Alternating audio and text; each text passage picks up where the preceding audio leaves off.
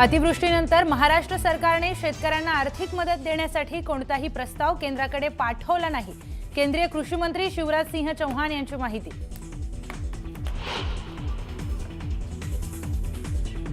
नेत्यांना काय वाटतं यापेक्षा कायदा महत्त्वाचा। निकाल पुढे ढकलण्यावरून टीका करणाऱ्यांना निवडणूक आयोगाचं थेट उत्तर, तर सर्व निर्णय कायद्याच्या अंतर्गतच, निवडणूक आयोगाची भूमिका स्पष्ट।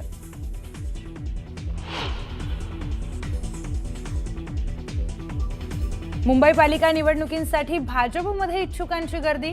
6 लोकसभा क्षेत्रात जवळपास 1800 इच्छुक, तर गेल्या 15 दिवसांमध्ये 1800हून अधिक मुलाखती झाल्याची माहिती समोर।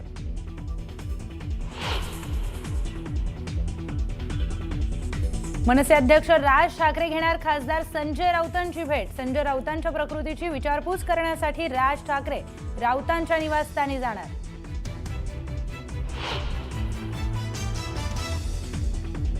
आमच्याविषयी धूळफेक केली, आता मात्र लाचारीची वेळ आली आहे। उद्धव ठाकरेंची एकनाथ शिंदेंवर घणाघाती टीका।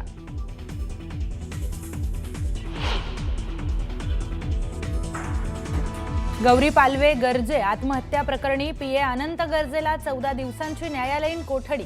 अनंत गर्जेची मानसशास्त्रीय तपासणी होणार।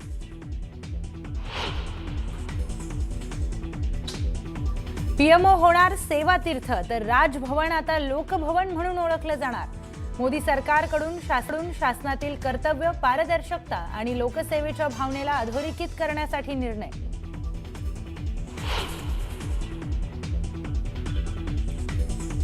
डीआरडीओकडून लढाऊ विमानांमधल्या एस्केप सिस्टमची यशस्वी चाचणी। हवाई दलासाठी अत्याधुनिक क्रू एस्केप प्रणाली।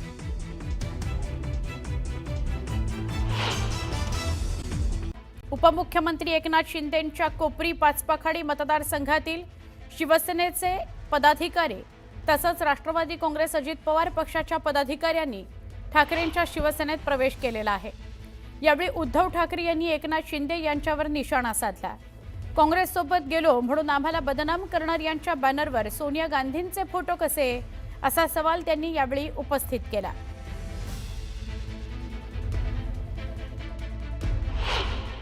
मला ती कल्याण डोंबिवलीची सभा आठवते की भाजप कसा शिवसैनिकांवरती अत्याचार करतोय, म्हणून मी त्या मंत्रिमंडळात त्यांच्या मांडीला लावून बसू शकत नाही, त्यासाठी मी राजीनामा देतो आहे, असं नाटक करणारा पण एक आपण बघितला होता।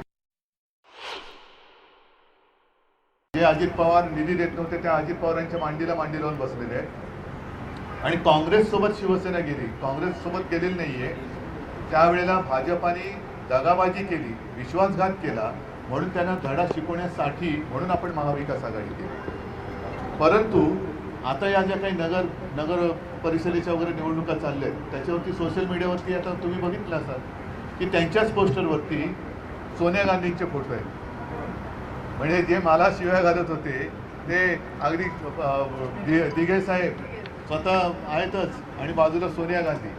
म्हणजे ही सगळी लाचारी ही सत्तेसाठी चाललेली आहे। पुन्हा एकदा वेगवान स्वरूपातल्या बातम्या बघूयात। विद्यापीठाच्या पदवी आणि पदविका प्रथम वर्षाकरता प्रवेशपूर्व अर्ज भरण्यास विलंब करणाऱ्या विद्यार्थ्यांना विद्यापीठानं दिलासा दिला आहे। शैक्षणिक नुकसान होऊ नये याकरता त्यांचे प्रवेश अर्ज स्वीकारण्यात येणार आहेत।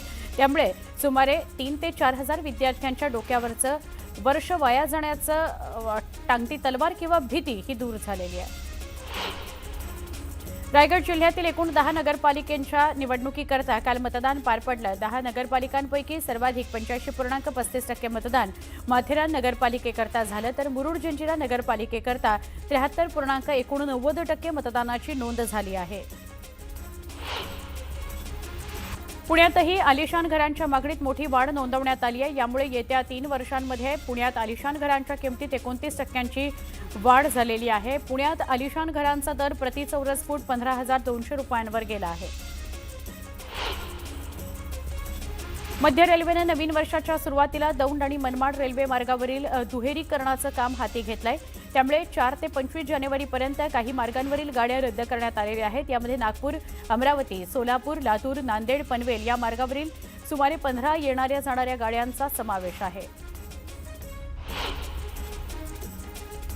कोस्टल रोडच्या बोगद्यांच्या बांधकामाची गुणवत्ता तपासण्याकरता बोगद्यांमध्ये सेन्सर्स बसवण्याबाबत महापालिकेने विचार करावा अशी सूचना कॅनेडियन बोगदा तंत्रज्ञान विषयक शिष्टमंडळानं केली आहे।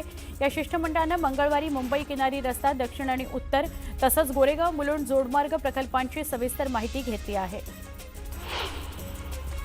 ठाण्यातील खड्ड्यांमुळे विविध अपघातात 18 जणांचा मृत्यू झालाय। हायकोर्टानं याची गंभीर दखल घेत पालिकेला फटकारलेलं आहे। रस्त्यांची तुम्ही योग्य ती देखभाल का करत नाही असा सवाल करत ही परिस्थिती सुधारण्याकरता पुढच्या मॉन्सूनची वाट पाहायला लावू नका अशी तंबी न्यायमूर्ती रेवती मोहिते डेरे यांच्या खंडपीठानं ठाणे महापालिकेला दिली आहे। मुंबई मेट्रोमध्ये शालेय विद्यार्थ्यांना मोफत प्रवासाची सुविधा देण्यात यावी अशी मागणी शिवसेनेच्या वतीनं मुख्यमंत्री देवेंद्र फडणवीस यांच्याकडे करण्यात आली आहे। मेट्रो रोजचे भाडे हे शालेय विद्यार्थ्यांकरता परवडणारे नसल्यानं शालेय विद्यार्थ्यांकरता मोफत प्रवासाची सुविधा उपलब्ध करून देण्यात यावी अशी मागणी शिवसेना नेते खासदार अनिल देसाई यांनी मुख्यमंत्री देवेंद्र फडणवीस यांच्याकडे पत्राद्वारे केली आहे। पुणे आंतरराष्ट्रीय विमानतळावरून थेट अबुधाबी विमानसेवा सुरू करण्यात आलेली आहे। आठवड्यातील प्रत्येक मंगळवार, गुरुवार आणि शनिवारी 3 दिवस रात्री 9:10 विमानसेवा असेल। या नव्या आंतरराष्ट्रीय मार्गामुळे व्यावसायिक, उद्योजक आणि विद्यार्थ्यांना तसंच मध्य पूर्वेमध्ये असलेल्या हजारो कामगारांना याचा मोठा दिलासा मिळणार आहे। पीओपीच्या गणेश मूर्तींवर बंदी आणावी अशी मागणी करणाऱ्या याचिकांवर 2 महिन्यांनी सुनावणी होणार आहे। 6 फुटांच्या गणेश मूर्तीचं विसर्जन कृत्रिम तलावातच करा असे स्पष्ट आदेश जुलै महिन्यातच सगळ्या महापालिकांसह अन्य स्थानिक प्रशासनांना न्यायालयानं दिले होते। या आदेशाला सर्वोच्च न्यायालयामध्ये आव्हान देण्यात आलं। पुणे महापालिकेचा महत्वाकांक्षी प्रकल्प असलेल्या नदी सुधार योजनेच्या खर्चात 74 कोटींनी वाढ झालेली आहे। यापूर्वी महापालिकेनं प्रस्तावित कामांपेक्षा अधिक कामं करणं गरजेचं असल्याचं महापालिकेच्या प्रकल्प विभागानं स्पष्ट केलं होतं। या खर्चाला महापालिकेच्या अंदाज समितीच्या बैठकीमध्ये मान्यता देण्यात आली। जलवितरण सुधारणा कामांतर्गत आर दक्षिण विभागातील कांदिवली पूर्व परिसरामध्ये जलवाहिनी जोडणी, जुनी जलवाहिनी खंडित करण्याची कामं हाती घेण्यात येणार आहेत। ही कामं गुरुवार 4 डिसेंबरला दुपारी 1:30 वाजल्यापासून शुक्रवार 5 डिसेंबरला सकाळी 7:30 वाजेपर्यंत केली जाणार आहे। त्यामुळे आर दक्षिण विभागातील ठाकूरगाव, समतानगर, चिखलवाडी आणि जानूपाडा या परिसराचा पाणीपुरवठा पालिकेकडून पूर्णपणे बंद ठेवण्यात येणार आहे। तर ठाणे महापालिकेच्या शहर विकास आणि प्रदूषण नियंत्रण विभागानं 1 जानेवारी ते 30 नोव्हेंबर या कालावधीमध्ये एकूण 377 बांधकाम प्रकल्पांची पाहणी केली। यापैकी 73 ठिकाणी बांधकाम व्यावसायिकांनी पर्यावरणाच्या नियमांकडे दुर्लक्ष केल्याचं आढळलं। ठाणे महापालिकेनं नियमभंग करणाऱ्यांवर दंडात्मक कारवाई केलेली आहे। 18,15,000 दंड वसूल केलेला आहे।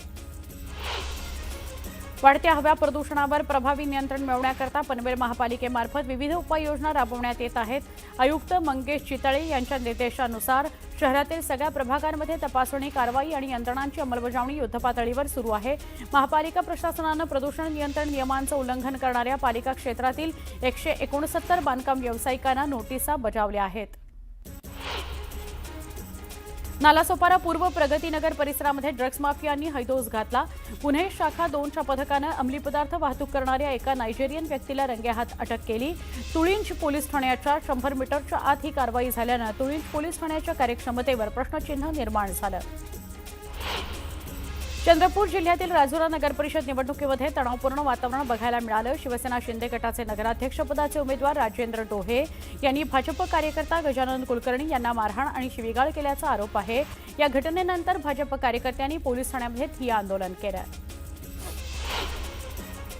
आयएएस अधिकारी कल्पना भागवतनं चक्क माजी कुलगुरूंकडूनच आयएएस असल्याचं सांगून पैसे उकळल्याची आश्चर्यकारक बाब समोर आली आहे। या प्रकरणी राष्ट्रसंत तुकडोजी महाराज नागपूर विद्यापीठाचे माजी कुलगुरू तथा माजी उच्च शिक्षण संचालक डॉक्टर शहाबुद्दीन नसीरुद्दीन यांचा सिडको पोलिसांनी रात्री उशिरा जबाब नोंदवून घेतला। संगमेश्वर तालुक्यातील शिवणे सनगरेवाडी या परिसरामध्ये साक्षी मंगेश पवार या महिलेवर बिबट्यानं हल्ला केल्यावर महिलेनं धाडस दाखवले आणि बिबट्याला पळवून लावलं। शहापूरच्या खर्डीमध्ये अखंड हरिनाम सप्ताहाचा सुवर्ण महोत्सवी वर्ष साजरं केलं जातं। या सोहळ्याला हजारोंच्या संख्येनं भाविकांनी गर्दी केलेली आहे। ठाणे महापालिकेच्या शहर विकास आणि प्रदूषण नियंत्रण विभागानं 1 जानेवारी ते 30 नोव्हेंबर या कालावधीमध्ये एकूण 377 बांधकाम प्रकल्पांची पाहणी केली। यापैकी 73 ठिकाणी बांधकाम व्यावसायिकांनी पर्यावरणाच्या नियमांकडे दुर्लक्ष केल्याचं आढळलं। ठाणे महापालिकेनं नियमभंग करणाऱ्यांवर दंडात्मक कारवाई करून 18,17,000 दंड वसूल केला आहे।